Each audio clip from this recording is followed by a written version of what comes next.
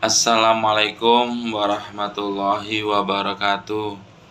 Labaik Allahumma labaik, labaik la syarika laka labaik, innal hamda wa ni'mata laka wal mulk la syarika lak. Saya ingin berbagi pengalaman saya yang menurut saya sangat berarti bagi saya. Saya save di sini biar tidak hilang. Intinya saya mendapatkan umroh dari PT saya, PT JNE. Kebetulan saya diinformasi datanya. Nah, di saat saya membuka data itu, saya yakin saya ada namanya. Namun hati terasa berdebar-debar. Ya Allah, ya Allah, yakin gak ini? Terus saya buka, akhirnya ada nama saya, Dwi Widiantoro. Alhamdulillah, air mata langsung mengalir deras. Ya Allah, alhamdulillah ya Allah. Saya menangis. Saya sudah idem, langsung saya telepon orang tua saya, pada ibu bapak saya, dan sama menangis juga. Alhamdulillah, tidak disangka. Dan saya telepon istri dan keluarga. Singkat cerita, akhirnya saya langsung bikin paspor, langsung suntik meningitis, dan langsung manasik umroh. Manasik umroh itu saya diberi bekal ilmu tentang umroh, perjalanannya apa yang harus dibawa, terus di sana perlu ngapain, terus nanti ada rondonya, kegiatan-kegiatan secara detail. Saya berangkat tanggal 30 hari Kamis, 30 Januari 2025 sampai 9 Februari 2025. Namun sebelumnya rasa syukur itu saya gunakan untuk pengajian di rumah bersama teman-teman seperumahan, sanak saudara, dan kebetulan orang tua, mertua juga datang ke Jakarta. Alhamdulillah, saya bikin pengajian sekaligus akikoh almarhum anak salah Sakwila Yusuf binti Widiantoro, walimatul safar umroh. Dan kebetulan waktu itu pas tanggal Isra wal Mi'raj Nabi Muhammad SAW. Alhamdulillah disupport dari teman-teman semuanya, mendoakan sampai hikmat sekali. Saya save juga di channel YouTube Toro Pacitan. Dari habis sisa sampai jam 12 malam ada drawnya dari anak-anak Subhanun Najah, nah yang sukses, anak di perumahan kami, dan ya disupport dari pemerintahan juga, desa, RW, RT. Alhamdulillah, sampai sekitar, tak disangka yang hadir sampai 140 besek aku bikin. Barakallah, pokoknya saya bersyukur sangat. Terus singkat cerita, hari Kamis tanggal 30 Januari itu saya berangkat ke bandara pagi hari. Saya diantar sama istri mertua, orang tua, dan saya didoain sama Ustadz Muhammad Fikro Fahmi SPDI, diazanin, didoain di situ. Masya Allah, hati berdebar. Terus kita ke bandara, sampai bandara sekitar jam 11-an siang. Akhirnya orang tua dan istri anak balik kanan. Kita pelepasan dulu bersama teman-teman PT JNE, karyawan sekitar 97 seluruh Indonesia, kumpul di sana di Hotel Anara kalau nggak salah, Bandara Soekarno-Hatta, Jakarta. Sana pelepasan sampai kita berangkat terbang setengah 6. Kita berangkat terbang dari Soekarno-Hatta sampai jam 11 malam. Itu 8 jaman kita di awang-awang. Di saat pesawat tolong gunakan sabuk pengaman. Cuaca buruk. Masya Allah, hati berdebar. Masya Allah, berdebar sekali. 8 jam. Kadang kok nggak turun-turun. Akhirnya sampai di Dubai jam 11 malam. Kita transit langsung sekitar jam 1-an dari Dubai ke Jeddah sampai jam 3 lewat. Akhirnya jam 3-an kita naik bus, 2 bus rombongan itu kita menuju Madinah, Madinah, Masjid Nabawi. Hotel sampai jam 5-an lah, kita langsung ke masjid melaksanakan sholat subuh, karena di sana sholat subuh jam 6:46 masih gelap. Alhamdulillah cuacanya sejuk, enak, dingin. Alhamdulillah, saya senang sekali. Alhamdulillah, habis itu di sana sekitar 4 hari diisi dengan ibadah, diisi dengan city tour juga.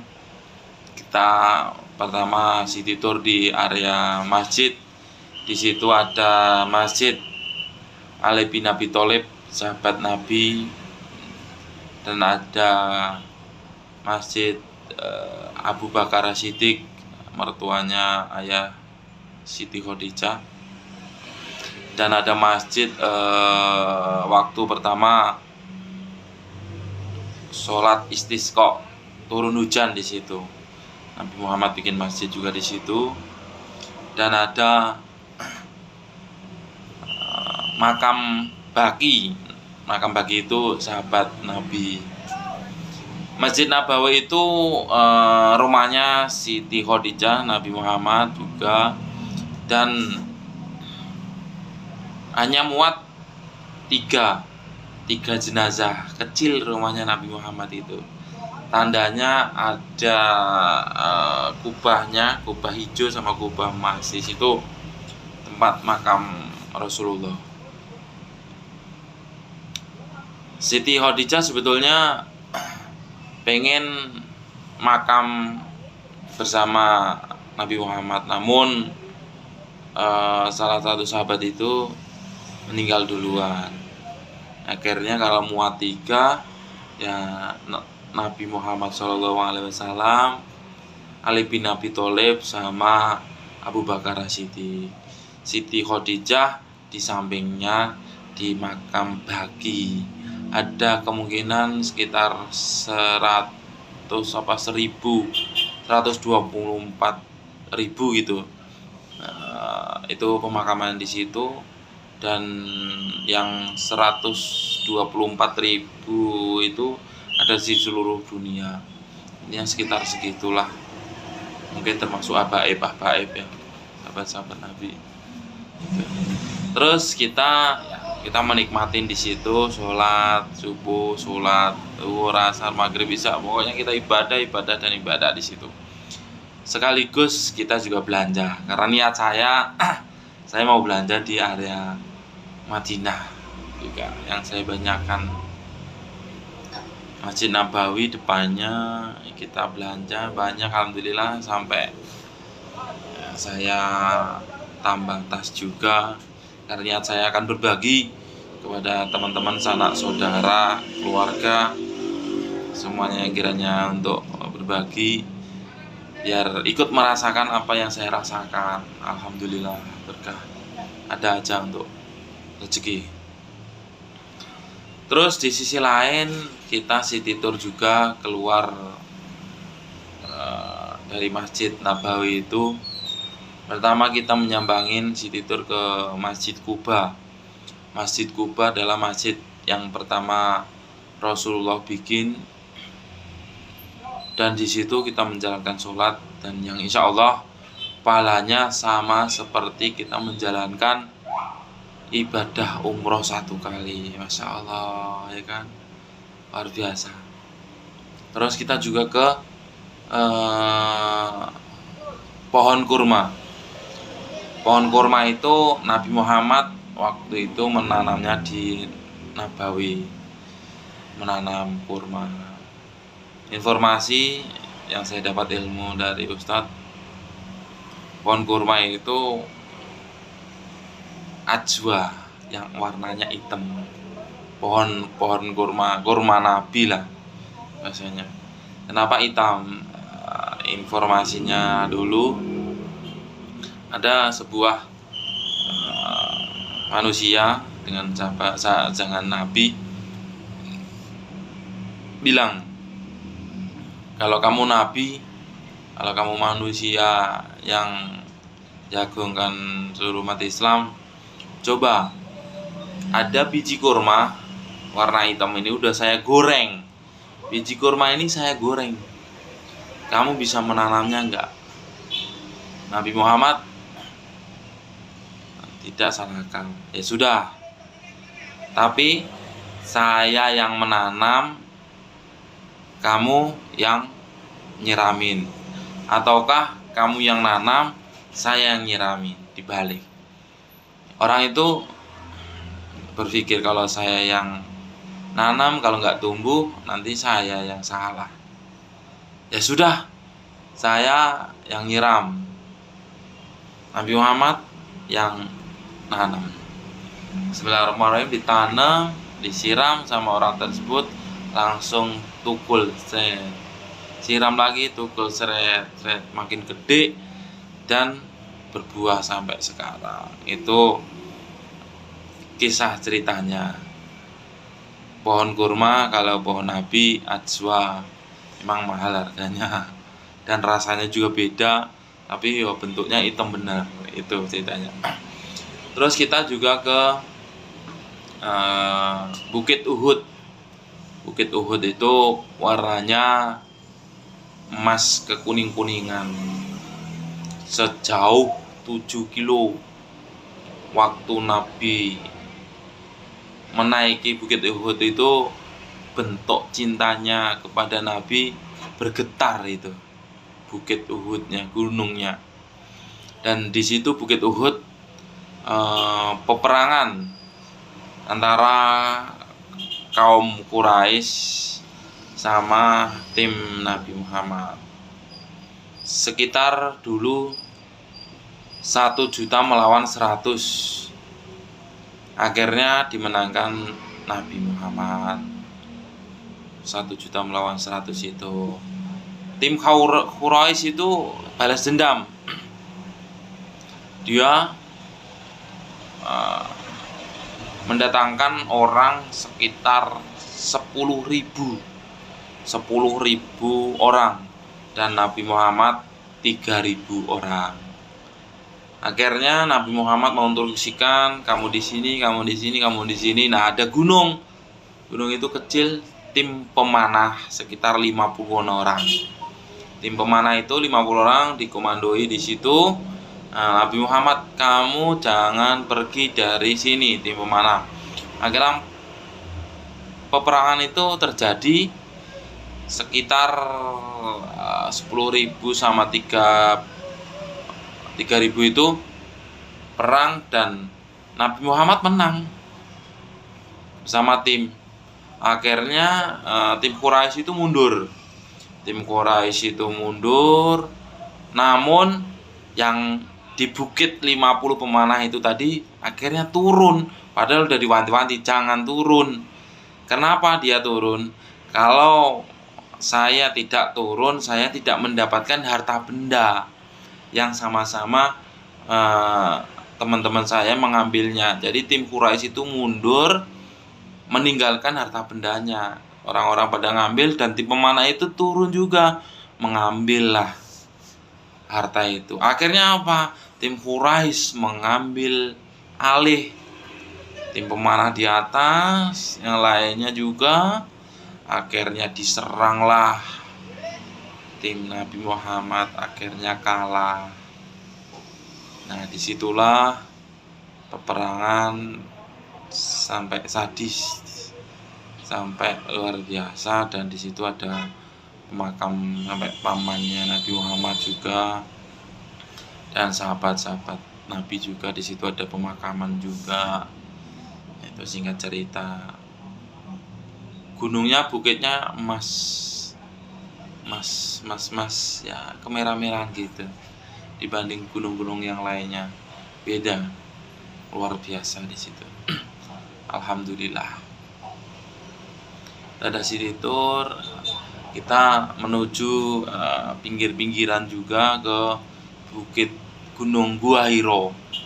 Gua Hiro itu gua yang Nabi Muhammad ngumpet atau bersembunyi di sana dan mendapatkan wahyu Al-Qur'an. Namun tinggi di situ. Akhirnya kita cuma berdoa di pinggir jalan. Kita ke Gua Hiro-nya nanti selesai mau balik kanan pulang. Kita singkat cerita aja sekalian. Langsung kita menuju Gua Hiro aja. Gua Hiro kita di situ masuk, namun sudah ada replikanya sekarang. Replikanya sekitar bulan 2024 Agustusan baru diresmikan. Namanya guanya itu museum ya, museum itu namanya Museum Wahyu, berbentuk Gua Hiro, sama replikanya. Nah, di situ kita diceritakan ada 3 slide dan kita replika Gua Hiro itu ada di situ, bentuknya ukurannya sama, kecil sebetulnya. Kalau kita mau naik bisa sampingnya Gunung Gua Hiro itu. Kalau naik sekitar 2 jaman, tinggi sampingnya, makanya kita ke di replika bawahnya di museumnya aja. Dan di situ konon katanya waktu itu Nabi Muhammad mendapatkan wahyu Al-Qur'an, ditemuin malaikat Jibril. Malaikat Jibril memeluk Nabi Muhammad sampai 3 kali. Nabi Muhammad ketakutan, keringetan, gerontolan, menggigil, sampai ketakutan. Saya dipeluk sampai seperti ini. Nah, sama malaikat Jibril, Iqra, baca. Belum bisa baca. Akhirnya Nabi Muhammad singkat cerita ketemu istrinya Siti Khadijah. Siti Khadijah ceritakan semuanya, udah ditenangkan. Jadi filosofinya, kalau kita mendapatkan gundah, kita mendapatkan yang hati yang nggak enak dalam bekerja, dalam apapun, kita berhak untuk menceritakan ke istrinya, jangan ke orang lain, apalagi istri orang, itu bahaya. Ya, kalau tadi yang di Bukit Gunung Uhud tadi berebut harta karena kekalahan, ya itulah kadang di Indonesia ya kan, udah punya jabatan, udah punya gaji gede, bahkan masih aja merebut. Nah, itulah qudratullah. Kita udah sekitar 4 harian di Nabawi, Madinah. Kita menuju ke Mekah Al-Mukarramah. Nah, di situ kita langsung check out siang. Kita mau menjalankan umroh. Kita sudah pakai ihram. Menjalankan umroh, kita udah pakai ihram, tidak boleh pakai celana dalam semuanya. Nah, kita menuju Masjid Bir Ali. Kita menuju Masjid Bir Ali itu kita ngambil mikot. Mikot itu adalah niat. Kalau sudah ngambil mikot, larangan-larangan umroh itu tidak diperbolehkan. Larangan ihram, berkata harus baik, tidak boleh membunuh hewan-hewanan, tidak boleh menutup kepala, begini nggak boleh, tidak boleh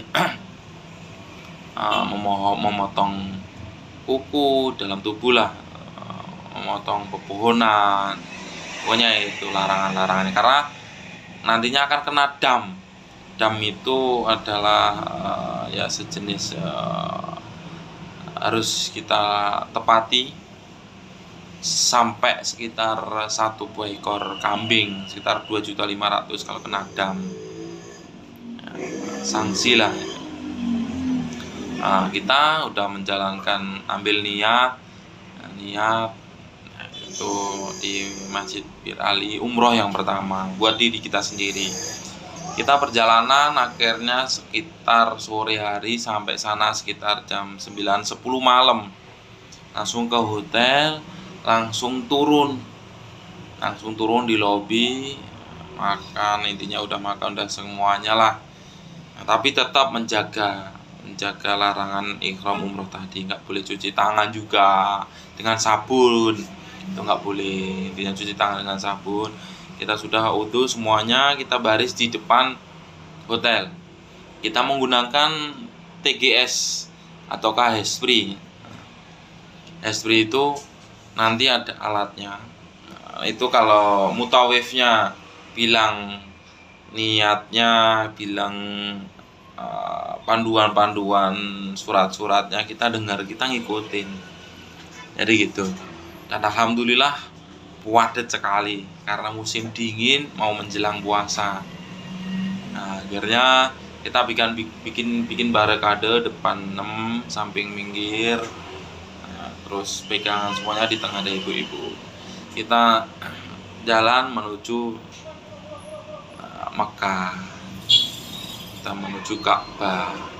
Kita di situ sambil jalan talbiyah, labbaik Allahumma labbaik, labbaik la syarika laka labbaik, innal hamda wa ni'mata laka wal mulk la syarika lak. Berjalannya waktu tidak begitu lama.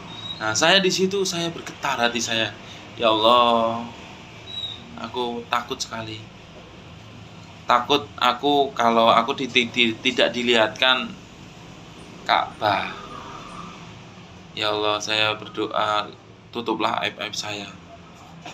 Karena ya saya merasa saya banyak dosa, saya hanya manusia biasa. Tutuplah saya niat sini untuk beribadah. Saya jalan sama rombongan, saya melihat Ka'bah itu, Masya Allah, hati menangis.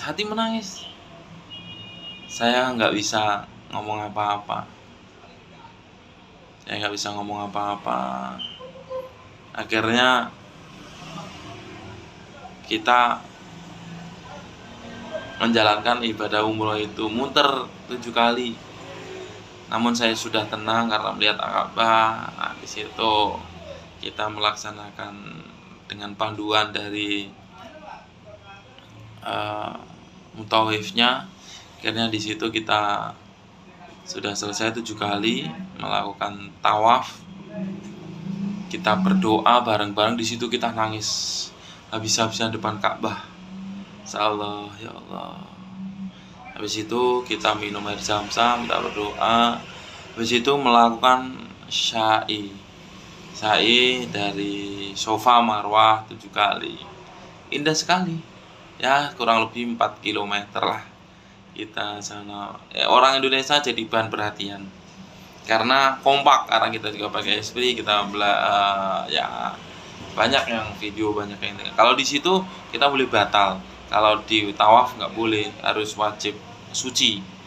Di situ boleh batal. Kita melakukan sya'i dari Bukit Safa ke Marwah sambil sholawatan, doa-doa yang dilantunkan mutawifnya. Apalagi kalau pas lagi apal semuanya jamaah tuh, subhanallah walhamdulillah wala ilaha illallah wallahu akbar wala haula wala quwata illa billahil aliyil azim.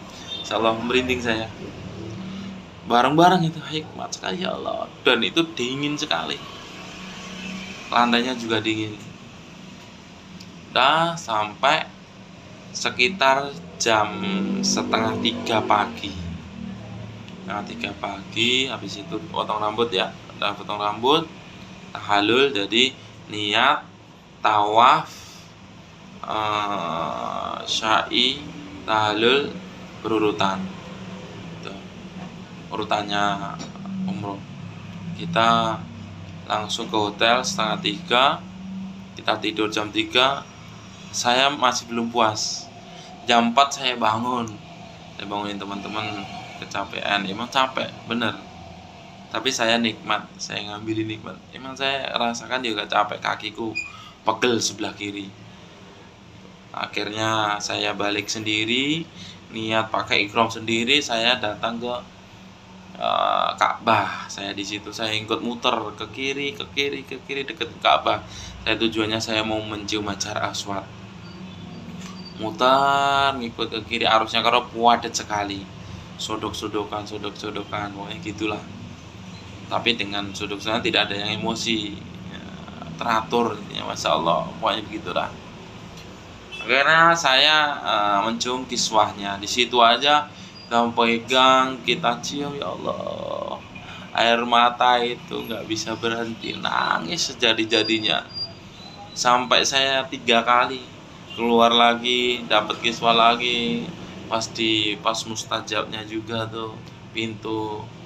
Masya Allah, nangis. Ketiga kalinya aku bisa ngambil gambar lah buat kenang-kenangan juga. Alhamdulillah, di situ sudah selesai. Waktu masih sekitar jam 5-an.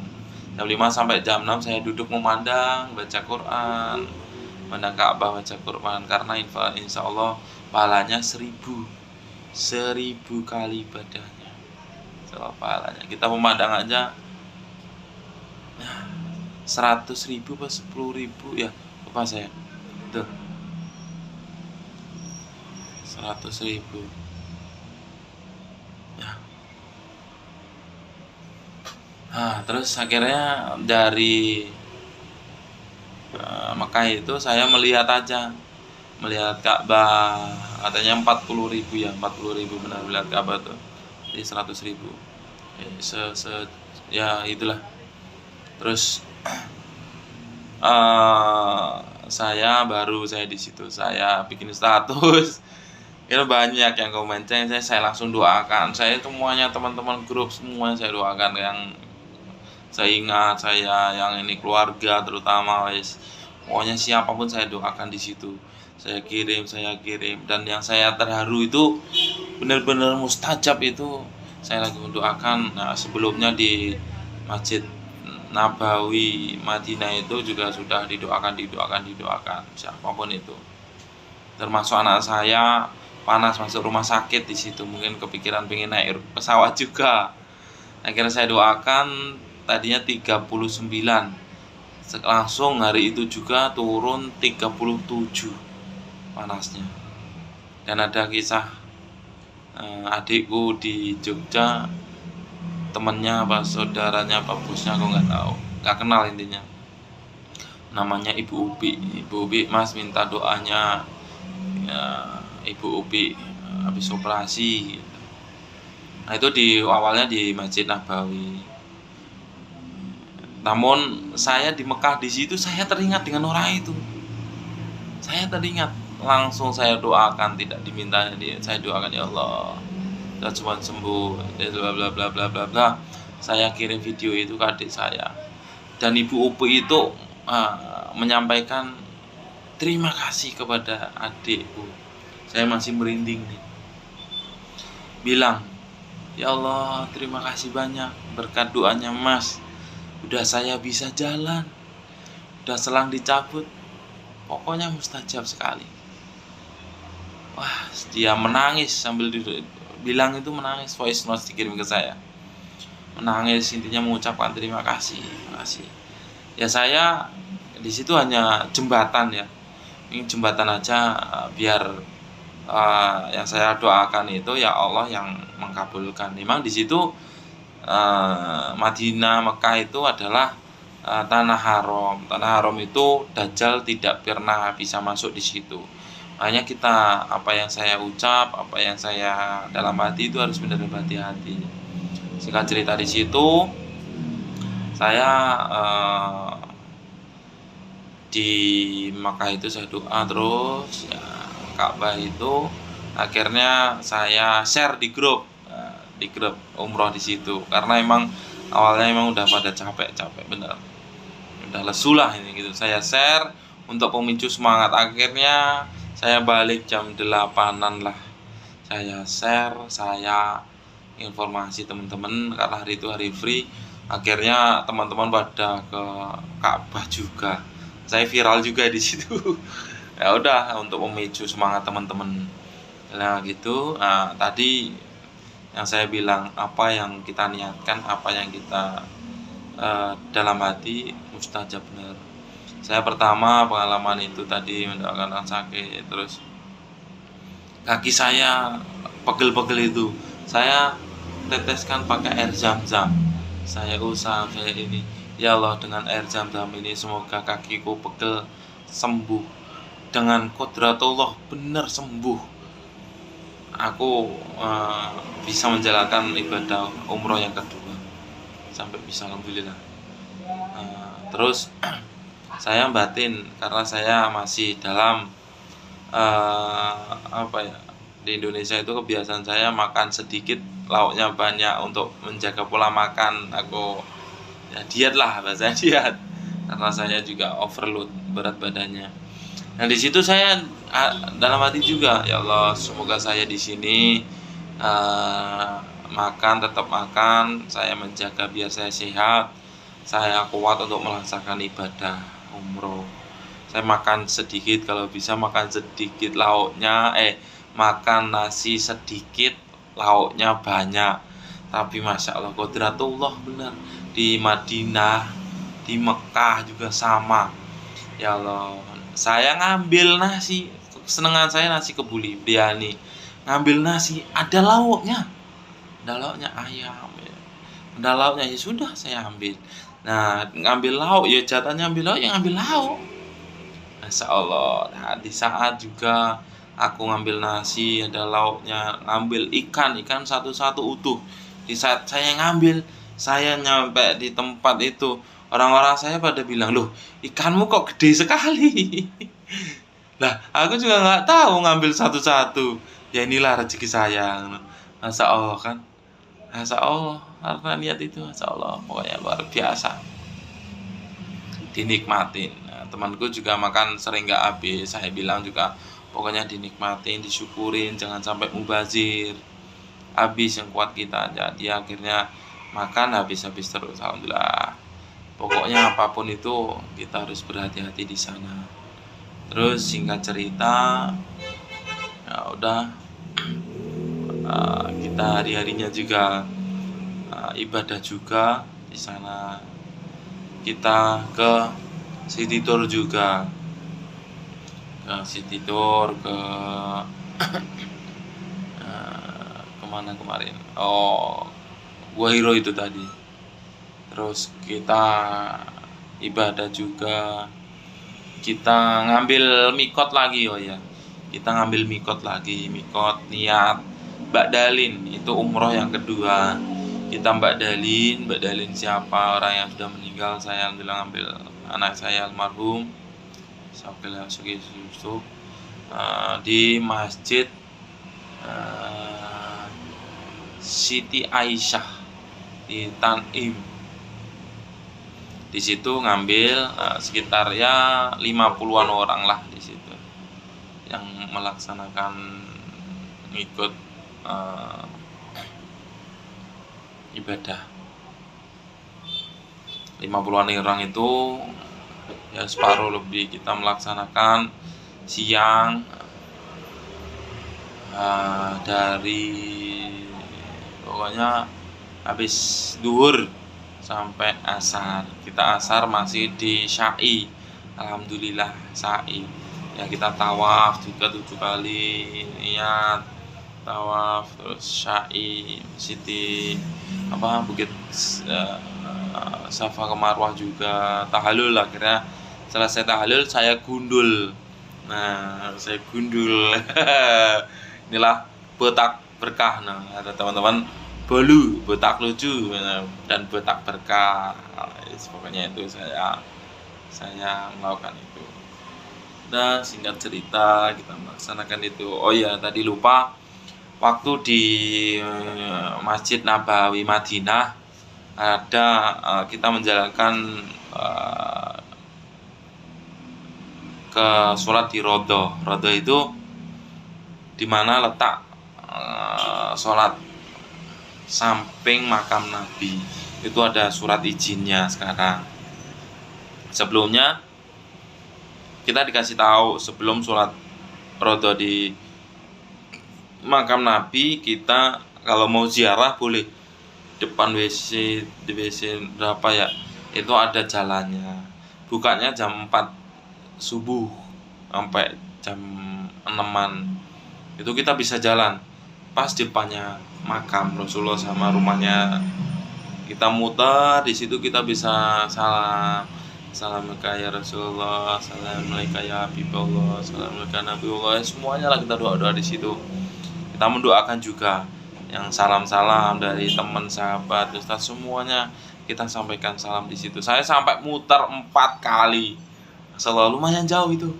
Salam udah, karena kita jalan terus belakang banyak orang. Kita kalau berhenti ya kadang diusir sama askar polisinya di sana, aji jalan-jalan gitu.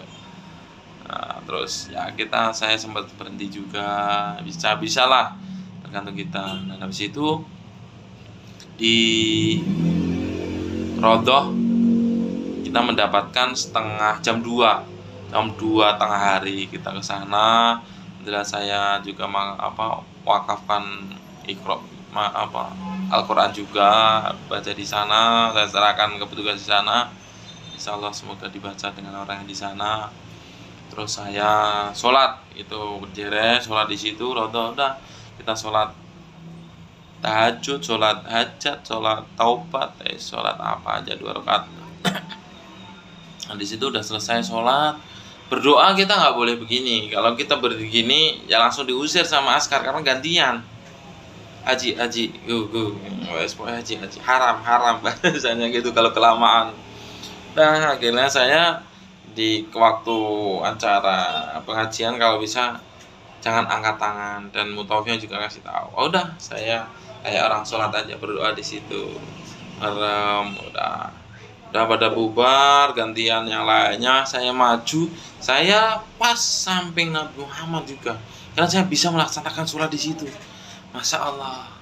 Dan ada tanda mustajabnya di situ.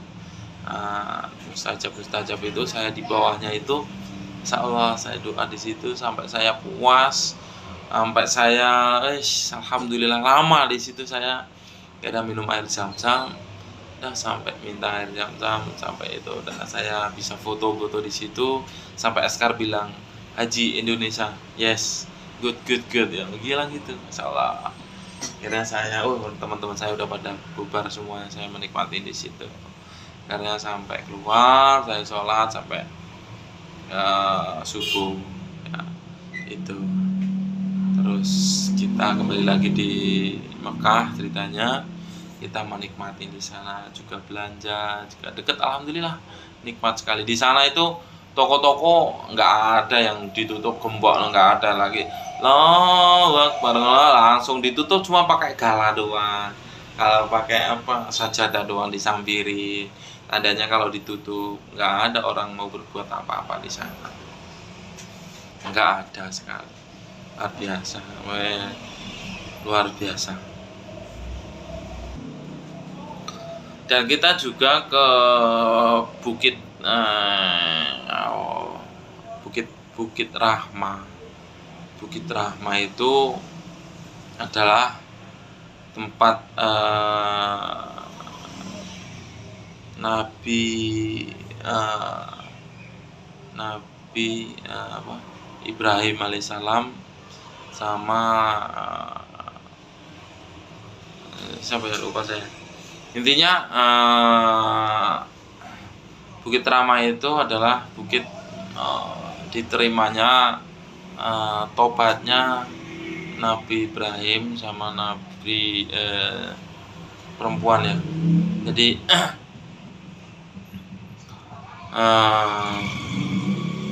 Masya Allah, tobatnya di situ diterima, dan di situ cintanya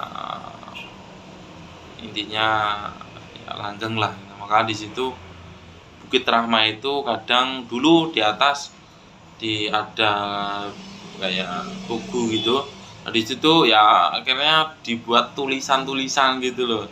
Istri suami siapa, istri siapa gitu. Berdoa di situ. Akhirnya sekarang nggak boleh naik di pagar di bawahnya Bukit Rahma di situ. Itu juga bagian daripada apa namanya? rukunnya haji, kalau haji di sana, dan juga melewati